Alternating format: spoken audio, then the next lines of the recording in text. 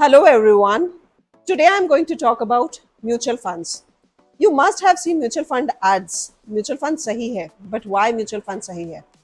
My name is Soumya Prakash. I'm an ex-banker with over 13 years of experience, now a finance educator and a qualified mutual fund distributor. So what are mutual funds? Let's see through various steps to understand what mutual funds are. In the first step, let's understand that suppose there is a business person whose name is Vikrant. Vikrant is a small business person, but he wants to become very successful business person in future. So he started his business from a small shop, and for starting that shop, he took some of the investment from his family and relatives. But that investment is not sufficient, so he approached some of the investors as well as bank to raise some more money. He got some investment from certain investors, as well as he also received some of the loan from the bank. But that was also not sufficient for him. He wanted to expand more, so he approached investment bankers, and from there he got to know that he can raise money through markets. For raising money from market, he needs to register himself on BSE, as well as he has to float his company's shares in the market. For doing that, investor bankers will help him to register himself on SEBI for bringing for the IPO. IPO is initial public offer where a company floats its share for the first time in the market. So this all procedure is done by investment bankers, and bankers will also value the company. Now, how the valuation is done?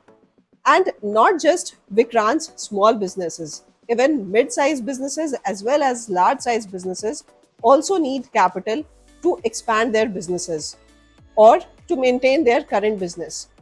So for that, they need to raise money from the market, and this is done through two ways. One is called equity market, second is called bond market. In equity market, the company gives certain shares, certain part of the ownership of the company to the shareholders. All the investors who are going to invest in that company, they will have certain ownership in the company as per the number of shares they are holding.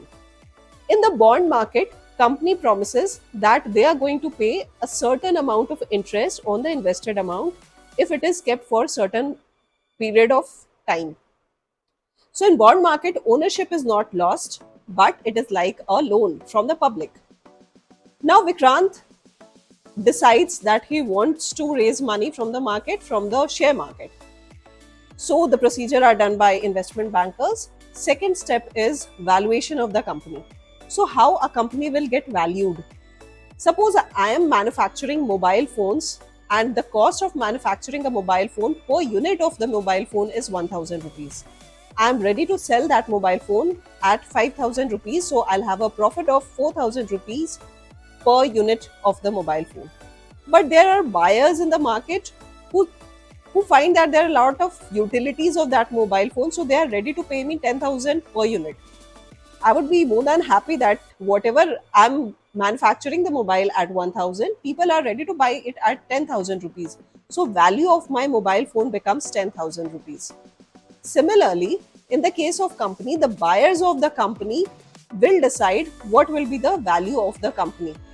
These research are done by investment bankers. Once they have done the research, suppose they value Vikrant's company at 5 lakh rupees.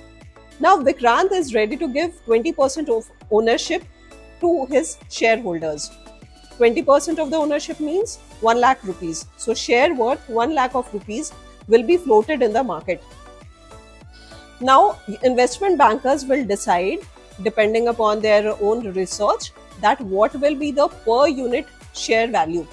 So suppose they decided that per unit share value is going to be 10 rupees, so they will have 10,000 shares floated in the market, and through these Vikrant will be able to generate 1 lakh rupees. Third part of the story comes now.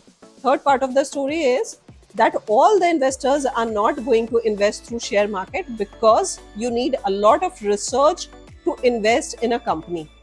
Because as an investor, suppose I don't know who Vikrant is, I don't know how successful he is going to be, I have no idea. And for investing in share market, you need to understand the economy, domestic as well as global economy. You also need to understand the industry, You also need to understand the financials of the company, how the balance sheet is, how the management of the company is, and how efficient they can work to generate maximum profit for the investors. So, as a small investor, I don't have time, I don't have energy, I don't have knowledge to invest in that particular company. So, this is the third part. Fourth part comes is that suppose there is another person, small investor, his name is Vinay.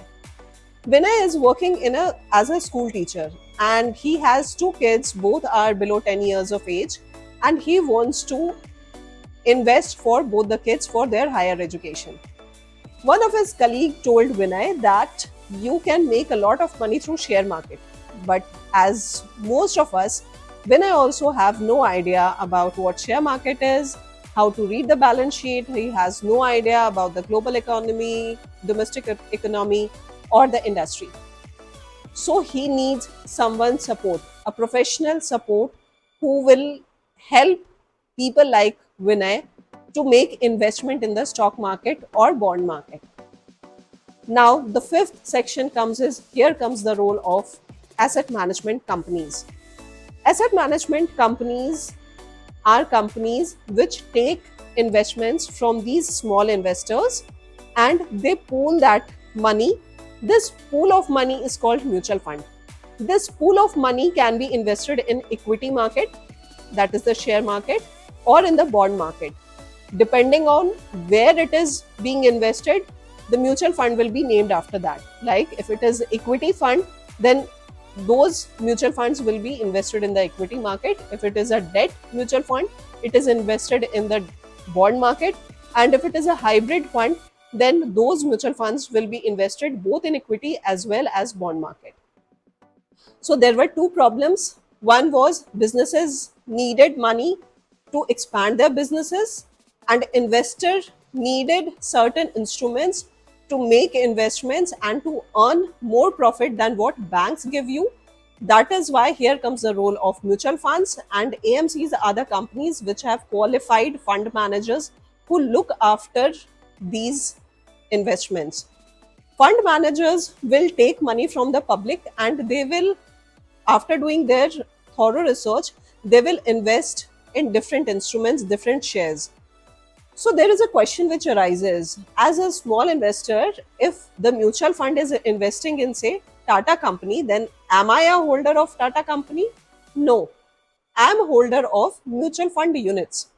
Like we have seen, value of the company was established. Similarly, value of the mutual fund is established on which it is decided what will be the per unit value, and that is called NAV, net asset value. So whatever amount is invested, if suppose I am investing 5,000 per month, so based on the NAV, I will get equal amount of mutual fund units for that. It again depends how much each of the investor is investing in that particular fund. That much unit will be allotted to them. And when the unit NAV increases per unit, that becomes the profit for the investors. So now comes the question, why should you invest in mutual funds? To understand why you should invest in mutual fund, understand a concept called dosanomics. So this dosanomics word was coined by our ex-RBI governor Raghuram Rajan. Dosanomics means that if you can buy dosa at 100 rupees today, you won't be able to buy dosa at 100 rupees after 2-3 years. And this happens because of rising inflation. महंगाई बढ़ती जाती है. That's why you won't be able to buy dosa at the same price after 2-3 years. So there is a concept in finance which is called time value of money, that the value of your money decreases with time. And that is why you should invest in those instruments which can beat inflation as well as the taxes which you will have to bear. In mutual funds also, they take some of the cost you have to give them as charges. These are called expense ratios. So you have to pay for that professional help which you are taking from the AMCs. So after deducting the AMC charges as well as inflation and taxes, you must earn more than what the inflation rate and all the taxes are, so that you can actually build wealth. When you are investing everything, or when you are saving and you are keeping all the money in saving deposit, suppose you are getting 3.5% rate of interest in saving deposit, and inflation is rising by 4%, your funds is decreasing by 0.5% every year.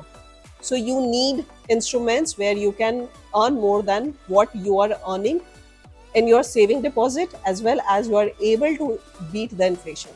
And that's where the role of mutual fund is. So we'll discuss about different types of mutual funds in subsequent videos. Yeah, if you have watched the video till here and you like the video, then please click the like button, as well as subscribe my channel for more such videos. Thanks a lot for watching this video.